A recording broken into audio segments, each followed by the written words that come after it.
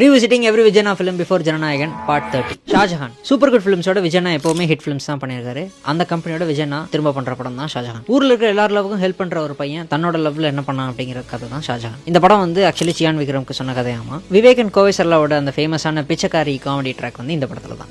English எல்லாம் பேசுது.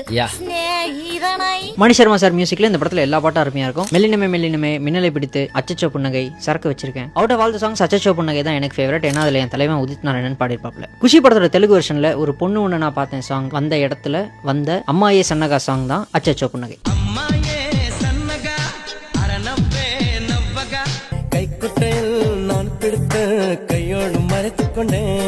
And இந்த படத்துல இந்த சரக்கு வச்சிருக்கேன் சாங்கும் ரீயூஸ் பண்ண ஒரு தெலுங்கு டியூன்.